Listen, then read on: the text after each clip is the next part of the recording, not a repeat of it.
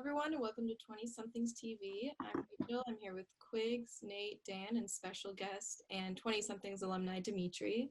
We have lots to cover today. Last week we talked about licorice, and this week we're talking about bread. In particular, Subway bread. Apparently, the sugar content in their bread is way higher than the typical standard. So, Dimitri, I'll start with you. Do you think this impacts how you see Subway in any way? I mean, honestly, no. I feel like with all major fast food chain restaurants, everything's not as good as it seems. Like, I feel like there's a bunch of stuff like that with all fast food chains, whether it be a McDonald's and even, Burger King has like a vegan burger and it's just like, I can't get behind it. I just can't trust it because at the end of the day, it's fast food. So I feel like it's like you get what you pay for kind of thing. Mm-hmm. I agree. I don't think we should be. I know Subway has this image that they put out of like eat fresh and being healthy, but at the end of the day, it is just another fast food joint. So, I mean, their bread not technically being bread, I don't think really is going to change a lot in the Subway game. And it's also like a technicality, like it's technically not bread based on, the numbers that are there, but it's not, this genetically enhanced kind of thing that's just like supposed to look like bread. So that's, in comparison to somewhere like, Burger King where they literally market as like the Impossible Whopper. Like it's like a vegan burger, but like it looks and it tastes like a Whopper. Like, see, that's kind of suspect, right? But this is just like bread with a little too much sugar. So Personally, I really like Subway's bread. I think whatever they do to it works. I think that it really enhances the taste, in my opinion. So I wouldn't change it if I were them. I think this is a lot like something I heard with Breyers early on. Their ice cream, it wasn't really ice cream, and they actually got a lawsuit over it. And they didn't really end up having negative repercussions to their branding or anything, but they just had to change the name on certain ice creams and that they put out and change it to frozen dairy treat instead. And I mean, people still bought it, so hey. Subway must have great sponsorships and, advertisements. They crowned themselves in 2012 the official training restaurant for athletes everywhere because they have so many athletes endorsing them, even though it's not actually that healthy. And speaking of athletes, the sports industry has been getting hit with a lot of COVID cases, with the NFL especially, including the Tennessee Titans and the Patriots quarterback Cam Newton. Nate, what do you think about this? Should they have done a bubble like the NBA or NHL? I think it's tough for the NFL to do a bubble, mostly because they're just trying to start their season. And when you're doing that, the NBA and NHL, when they're doing their bubbles, they're right at the end of their season, so they can just get ready for the playoffs. You don't have as many teams, and you can set it up differently. The NFL is going to have a lot of players. You're going to have way too many games to try to do that every single week. I think what they could have done is design the schedule in a way where teams wouldn't have to travel that much. So take the Patriots and take like the New York teams and maybe do something there, and not have the teams travel so much, because the traveling is definitely going to play a factor in how many cases teams get. I feel like the NFL honestly kind of dropped the ball with this whole situation. I think that, they focus so much on the people by emptying out the stadiums that I feel like they like negated, player opportunity. You know what I mean? I feel like there's definitely a lot of things that they could have changed in starting up that could have, determined or could have like reduced people getting the virus. I think that there's a lot of, they have a lot of money. And when you have a lot of money, you can make a lot of things happen.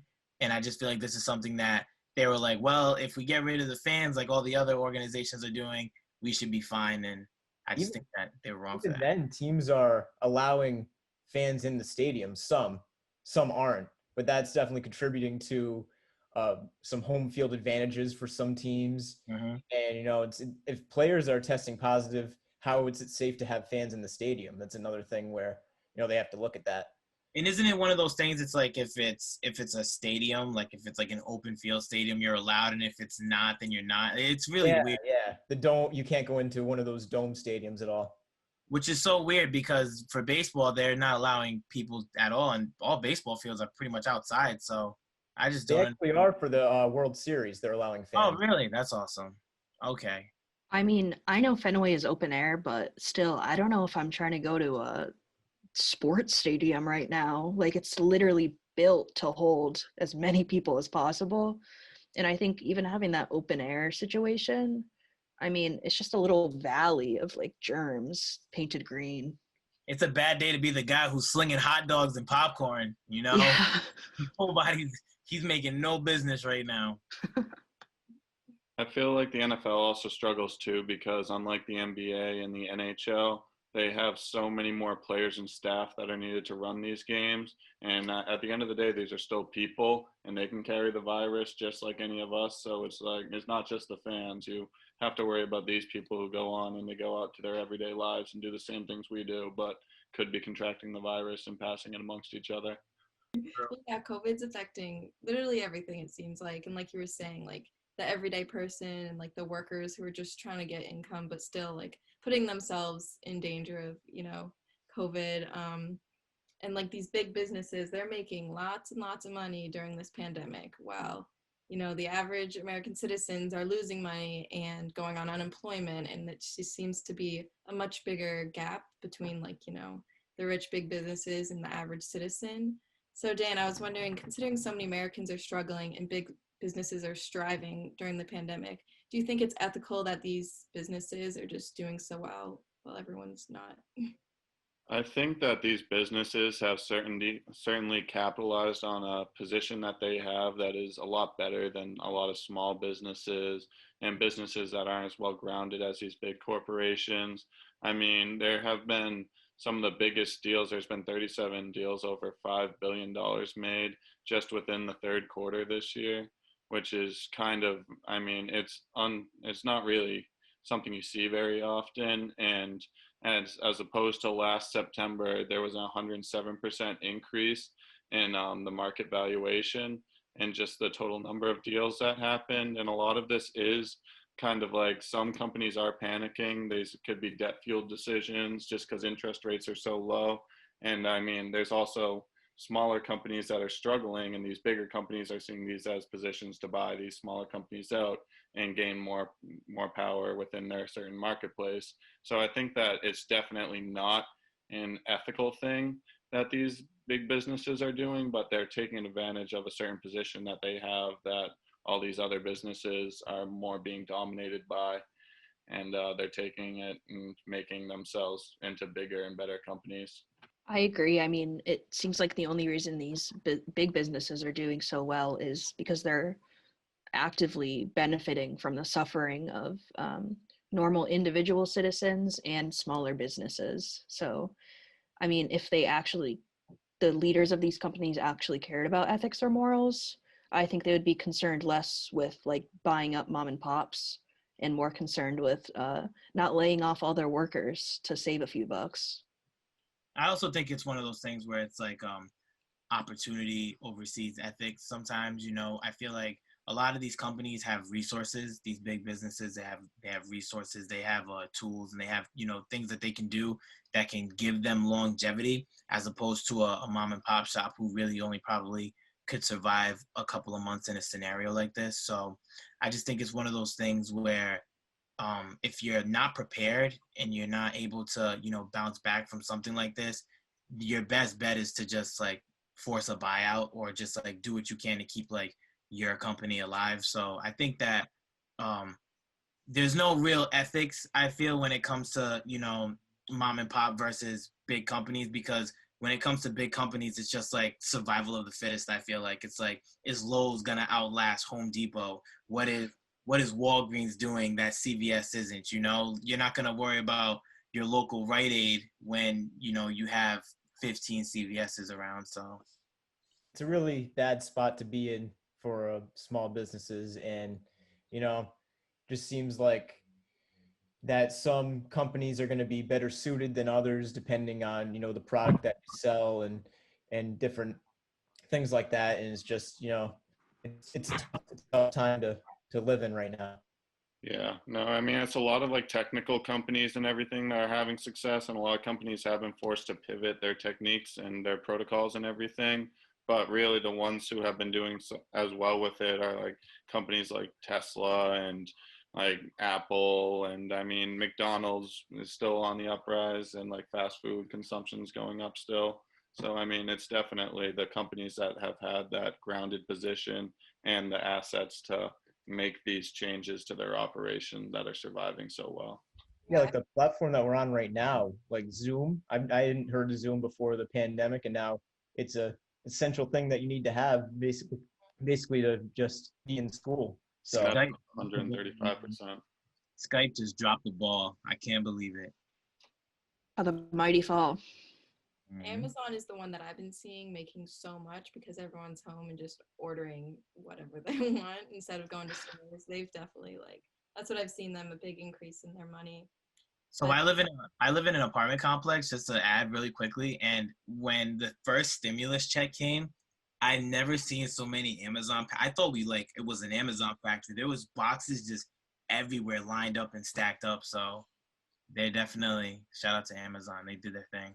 yeah, speaking of all these big businesses and just so many people who are power hungry or money hungry, um, speaking of people in power, Donald Trump.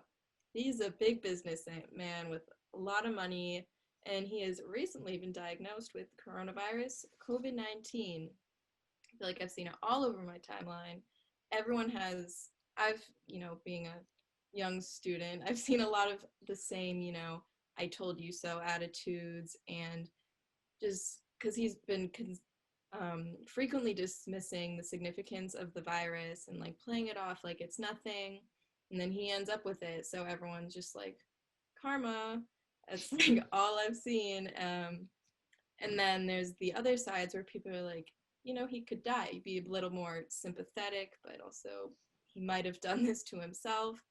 So, Dimitri, what do you think? Do you think people are being too sympathetic or not enough? I think that there's no such thing as sympathy for the power. Like when you're a person in power, nobody really feels bad for you, no matter what, because at the end of the day, you're successful, you're rich. It's the same thing with celebrities, for example. When celebrities kept coming out and they were like, "Oh, I don't want to be inside," and they're in these mansions and they're like, "I don't want to be here. I'd rather." Everyone's like, are you serious? I live in a 1-bedroom apartment. Imagine me in my position, So I don't think power gets sympathy, to be honest. When you're rich and wealthy, you have it all, or it seems like you have it all. So I definitely think with this virus too being just outlined by all these economic impacts, it's really bringing to light the two sides of America between rich and poor and everything. And I think that this was just a huge example, even though he is the president of the United States and you would expect that he would get things that nobody else in this country sees. It just really highlights that we would never have access to the state-of-the-art medicine that he does when he contracts COVID. If we were to do it, they would tell us to go home and quarantine and come to the hospital if we had serious symptoms. But I mean, really, there's nothing like a precautionary measure for us normal people. We can't just be taken there as a precaution in case something bad happens. I also feel like even through getting this, he's almost kind of played a role where it's I'm doing fine. So just so you know, don't be scared of this virus. If I can beat it, we all can beat it. So I almost feel in a sense too, he's kind of taking this thing and he's look at I'm beating it. I have all these supporters. We can all beat this. Don't be scared. And I feel a lot of people kind of getting behind that. They're all right, Trump got it and he beat it. So anyone can get it and anyone can beat it, even though so many people have died from it. I mean, one of the things that have come out from this is that, he's always been saying that, oh, the virus isn't that bad. I don't get why we should be wearing masks, everything like that. And then he gets the virus, and a lot of his supporters are now saying, all right, he just got the virus. Now we're going to have to try to wear a mask. And it could actually be, it's not good that he got it, but in the long run, more people taking precautions, that's a good thing. I think that even if he wasn't the president, he would still get the better treatment here. And I just think it's so irresponsible of him to be to his supporters who aren't billionaires being like, I had COVID and I'm fine. Because like we don't have billions of dollars. So for him to be like, don't take it seriously, when these people in lower economic situations catch COVID, it's going to be a rude awakening that it's not as easy for them as it is seeming for Trump. And Yeah. he really does downplay it. I'm pretty sure there's a video where he says, "Oh, like I got treated." He's like, "And I don't know, maybe I could be immune to it now." I'm pretty sure there's a video of him like stating that, even though it's not fact. He plays that like, "Oh, I don't know, like I had it, but look at me now, like I look good. I could walk outside." So He also said that he's learned a lot since he got it. I'm not sure what he could have possibly learned other than, I don't know, how it feels. Like how could he have learned facts about it just by having it? That doesn't really make much sense. I think he learned it's real, maybe. definitely, I was gonna say that. I think he learned that. Oh, you can actually get this. I So think everyone like has different opinions on it. Like from him getting COVID, he could have gotten more supporters or he could have gotten less. And on the topic of the election and like who's gonna vote for him and who's not, the wake of this past weekend season premiere episode of SNL, they did a segment on the debate from last week with Jim Carrey and Maya Rudolph. A lot of audiences are saying that the show is becoming too political, though, that this debate was like one-sided, or the segment. So, Quigs, how much influence do you think SNL has on like the general public audience? I think it honestly has a more influence than we realize because I think we want to be like, it's Saturday Night Live. I'm not going to let this influence my politics. But I mean, how many people think that Sarah Palin actually said she can see her house from Russia? Like when it comes to SNL, I think when we look back at these situations, this is what we're going to be remembering. So I feel like the SNL cold open debate is going to be the actual debate, right? Like nobody's going to go back and watch the real debate. They're going to say, well, what did SNL have to say about it? And that's what's going to be, I think, influencing our thinking about this in the future, maybe. Kind of disagree with that because I think the debate itself was so memorable that people are going to go back to that more than the SNL. Because that's just me. I thought that there were more takeaways from the debate than the SNL sketch, even though I thought the SNL sketch was pretty funny in and of itself. and to answer what you said, Rachel, I do feel like SNL has always kind of been involved in politics in a sense. I remember skits about Obama. I remember skits about Mitt Romney.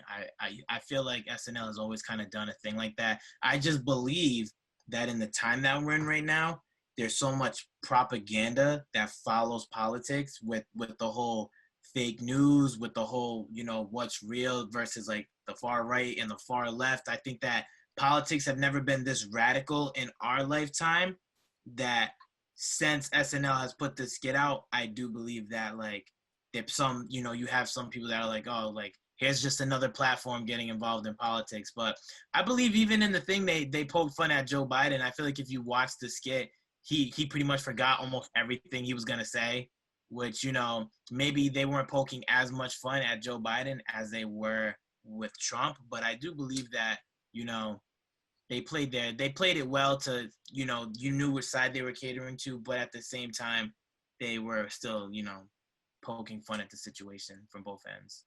I think that SNL kind of, I mean, with their whole purposing and everything, is supposed to kind of be like an alternative to news and everything and put a more comedic spin on things.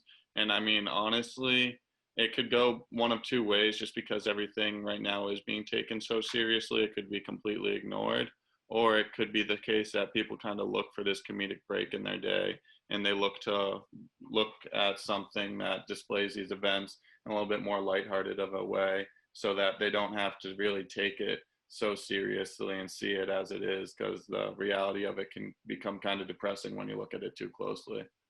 I think in the end, like, I don't think SNL will really get an impact from this. Like, they're one of the funniest shows. Everyone's going to always watch them, probably no matter what political sway they have. They have such a huge following. And so I think in the end, it's just comedy. And if you choose to be affected by that too much, then, maybe look for other sources. But No, I agree with what you're saying, Rich. I also agree with what you said too, Dan. I just feel like we're in such a serious time right now that even if you try to, lighten the mood or try to commit to some sort of humor, people get like really offended. People are so invested in politics today. You can't really have an opinion and think that you're gonna just like walk away with what you say. Like we all have social media. People get into fights over politics. People on Facebook are like getting rid of their friends because of their political views. And I just believe that we're in such a serious time. It's like, all right, you're either here or you're here. And if you're on, there's no in between. You can't poke fun at another side without being considered part of some social group or part of some committee. So it's difficult, Mhm, It for sure. really does bring out the worst in people sometimes. Yeah. And they always tell you that the two things you should never talk about are politics and religion. I feel like politics get talked about every day, every day. So Coming so down much. with politics recently, like everything that doesn't seem like it'd be about politics, but it ends up being like deep down. So, very political chat we've had this week. I think that's all for us. I'm Rachel with Quigs, Nate, Dan, and special guest Dimitri, and we will see you guys next week.